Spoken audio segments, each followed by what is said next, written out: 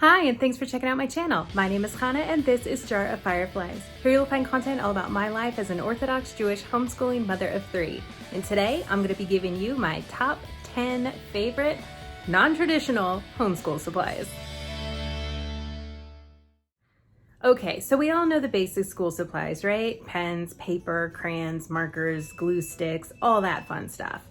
But what about those favorite non-traditional school supplies? I mean, let's be honest, as homeschoolers, we're already non-traditional schoolers, so why not use non-traditional school supplies? So let's dive in, I'll give you my top 10 faves. Okay, number 1, clipboards. I am such a fan of clipboards. I use them all the time, and so do my kids. So I use clipboards to keep our weekly schedule on for each of my kids. I use clipboards for just general stuff when I want to bring papers around the house to write on, and so do my kids. My kids will use clipboards when we go on scavenger hunts or when we're off doing some nature observation activity outside. They'll use clipboards to put papers on to go do writing while they're sprawled out on the couch or, under a tree somewhere in the backyard. Clipboards are also fantastic for taking art outside. If you're doing nature journaling, you can clip your nature journal onto your clipboard, or if you're just using a piece of paper, you can put that on your clipboard and it's not going to blow away, and you've got your flat surface to write on. And you can use your oil pastels, your markers, your watercolors, whatever it is, art supplies that you are using. Makes it just a whole lot easier to not have to worry about your paper or a good surface to write on. Right now I'm mainly using these kind of cheap plastic ones because my kids are still pretty destructive in general, and I end up buying a new pack of these pretty much every year. But that's okay, it's working out really well for us. I do have one really nice metal clipboard here for myself, but that one sticks with me. Number 2, baking equipment. Talking measuring cups, measuring spoons, mixing spoons, bowls, you name it. And this isn't just for playing outside, making mud pies, or just playing with measurements or something like that. I'm talking about actual baking. Yes, there's definitely value in going outside and playing with measuring cups and experimenting with volume and making mud pies and all of that sensory play. That has value, but that's just not what I'm talking about for baking supplies. I'm talking about actually getting the kids in the kitchen and baking. Last night, my daughter made dinner. She made us pancakes. She did it all by herself. It was fantastic. All I did was help read for her so that she knew what to do, because she's 4 and she doesn't read yet. My son can go in there though, and he can bake, and he can actually read the instructions, gather his ingredients, measure things out, and go for it all on his own. So we're getting math, we're getting science, we're getting reading, we're getting intro to technical writing. And the best thing is it takes all of these fantastic subjects that your kids really should probably learn anyways to be functional, awesome adults, and it makes it completely relevant to them. It makes it something they want to learn because they want to do something cool like baking. So fractions. We gotta learn fractions, right? But why? So when your kid is baking and they're reducing a recipe or they're doubling a recipe, they have to really understand fractions in order to do that. And voila, fractions are relevant. They then want to learn fractions so that they can do the cool baking things. I could legit do an entire video on baking in school, but we'll not do that today. Number 3, a camera.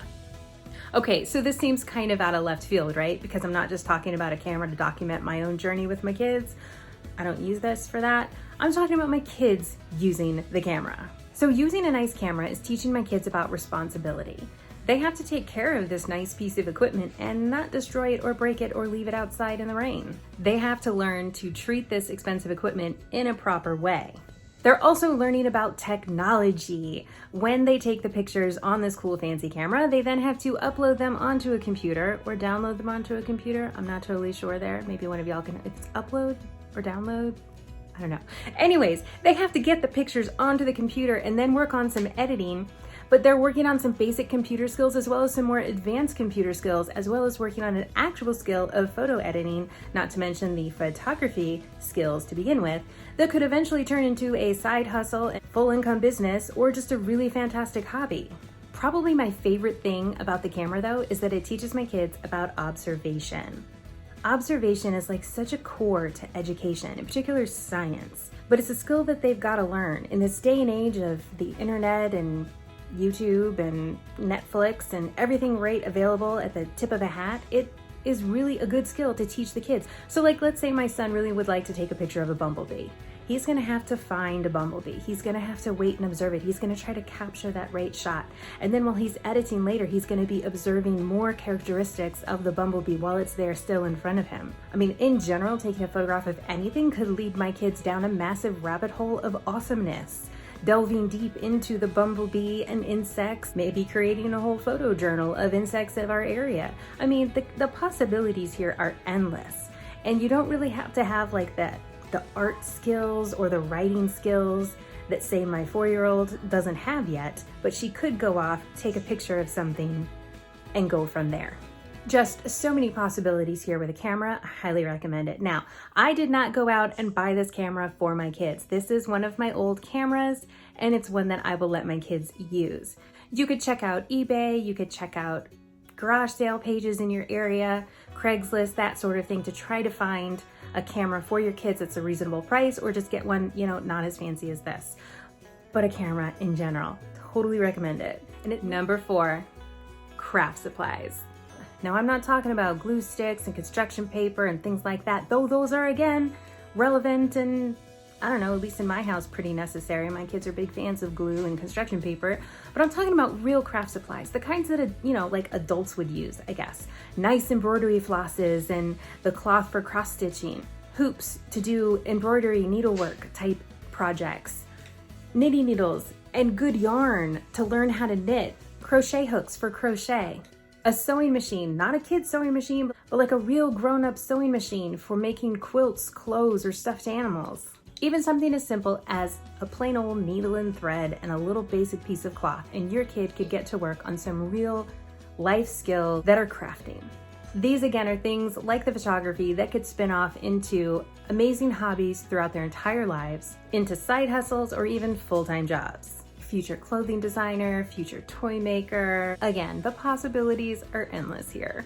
And let's not forget all of the math that's involved in doing crafting. Again, with the fractions and the measuring and the counting and, oh my goodness, the angles, geometry, so much math involved in crafting. Sneaky little math that they don't realize they're doing. It's good stuff. Oh yeah, and fine motor skills. Don't forget that one. Number 5, art supplies. It's a canvas. You probably couldn't tell that from the front, but an actual canvas. So along the lines of the really nice craft supplies, I like to get my kids really nice art supplies. Real watercolors, real acrylic paints, nice paint brushes, not the cheapo things that start falling apart and leaving little bristles all over your pictures, canvases, oil pastels, all this sort of stuff. Yes, my kids totally love using crayons and markers, and we use those all the time for a variety of different things in our homeschool. But my kids love to use the grown-up art supplies. There's just something special about using the really good stuff. And I, as an adult, know this too, which is why I like to buy for myself the really good stuff. I really want to encourage creativity in my children, and art is a fantastic way to do that. So buying the good art supplies makes it even more fun and adds even more inspiration for my kids. Number 6, an Audible subscription.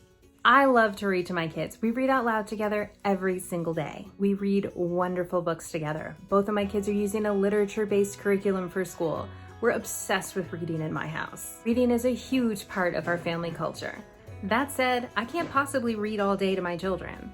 I would lose my voice, probably damage my voice, and, you know, I have other things to do like folding laundry. And while my kids can play Legos while I read or do something fun like that, I can't sit around and knit and read at the same time. It's just not really gonna work. I have to be focused on the book, which means I can be focused on nothing else. So when I'm putting down the books that I'm reading to my kids, it is so fantastic to be able to turn it over to Audible and have them still listening to amazing literature while they're doing whatever it is they're doing the rest of the day, and I'm off doing whatever it is that I need to do the rest of the day.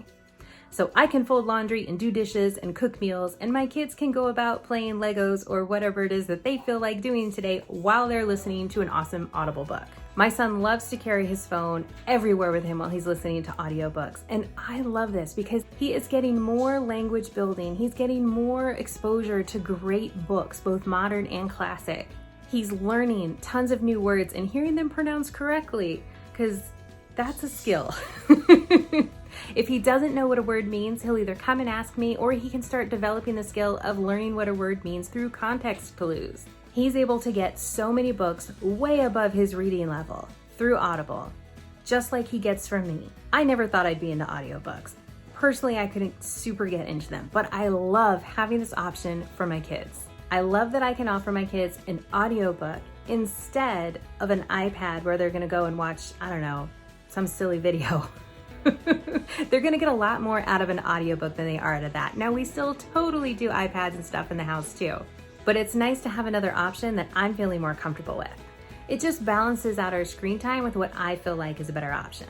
Number 7, all the writing things. I'm talking paint pens. I'm talking gel pens. I'm talking different colored Sharpies. Talking calligraphy pens.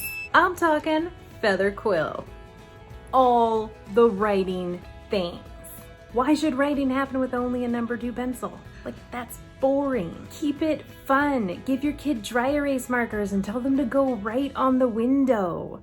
Dip some printer paper in coffee and then let it dry, and then give it to your kid with a quill and ink and tell them they're at Hogwarts and they have to write all their notes for arithmancy. I don't even know what arithmancy is, but I bet our kids probably do. You know, if you're really brave, give your kids some Sharpies. Nothing seems to motivate my kids like a Sharpie does. Just use that with supervision. Don't ask me how I know. Number 8, all the paper things. Along the same lines as all the cool writing things, get all the cool paper things. My kids are pretty obsessed right now with awesome paper for writing letters. This is amazing. I'm letting them write letters all day long. I'll buy stamps for that. Really cool notebooks. I mean, with like latches on them, you know? Blank books, lined books. Give your kids black construction paper and paint pens and let them go crazy with the contrast of the colors of what they're writing versus what's underneath on the paper. You could even try making your own paper. Learn about bookbinding and teach your kids how to bind their own books for their copywork. Make it something they can get really invested in, really involved in, and it's really special to them. Bonus tip, I got my child a Wreck This journal when he was a really unmotivated writer, a reluctant writer, and that helped hugely for us. So that kind of combines the cool writing stuff with the cool paper stuff. Wreck This journal, amazing. And there's a tons of different kinds. It works for all ages. Number 9, M&M's, cookies, and lemonade. Oh yes, all the comfort food. Choose ones that your family loves. In my house, it's lemonade, cookies, and M&M's. But I definitely suggest something kind of small, a little small treat like the M&M's, something really awesome like the freshly baked cookies, though packaged cookies also work extremely well, and some sort of a beverage that's really special to your family. In my house, it's Crystal Light lemonade. So I've mentioned before about my son being a reluctant writer. The other day he was doing some copy work and he didn't want to finish. So what I did is I went and grabbed a handful of M&Ms and I put one M&M on every word that he had written. And then I told him, I said, for every word you write, I'm going to put another M&M on it. Let me tell you, he finished that copy work pretty quick. And he got a lot of M&Ms. And that's okay. Cookies and lemonade are what we love for poetry tea time. We aren't really tea drinkers, but we do love our lemonade, so I put that in a teapot. We use it with our fancy teacups, and we serve it with cookies, often store-bought. Though I have been known to make scones like one time.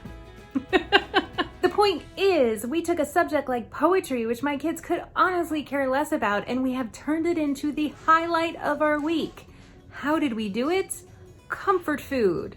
So be sure that you include some awesome comfort food, maybe a tray of brownies with that math assignment, stack of M&Ms while you're working on vocabulary, whatever it is for your family, make it fun and just add that little bit of sweet. And finally, number 10, our garden. Yes, my garden is a school supply. My kids are learning so much from our garden. There is the science of plant growth. There is all the observation skills that they're building. There's planning when we're planning our garden and how we're gonna set things up. There's a ton of math involved with counting of days and when to harvest and measuring out to plot all of our vegetables and how far apart should things be planted. There's learning to cook with the food that we've grown. And let me tell you, this is a really cool gardening bonus. Your kids are gonna be a lot more likely to try food that you've grown than if you bought it from the store. All my kids will eat green beans fresh off the plants. We do not have that success with a can of green beans from the store.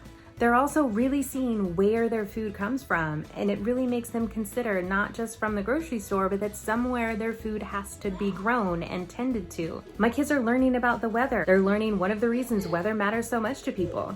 They're learning to predict the weather, whether or not we should water our garden based on the weather forecast, what are our predictions for the weather forecast, what actually happens. So much science. They're also learning cause and effect. They're learning reasoning. They're learning logic. They're learning organization. They're learning focus and memory. There's also so many amazing benefits to having a garden outside of the traditional classroom. There's the improved mood, the fact that it's moderate exercise, and again, the fact that it gets my kids excited to eat their vegetables. We also got to throw in some really cool problem solving last year when we were dealing with some rodents that were eating our tomatoes. All right, folks, so there you go, my top 10 non-traditional school supplies.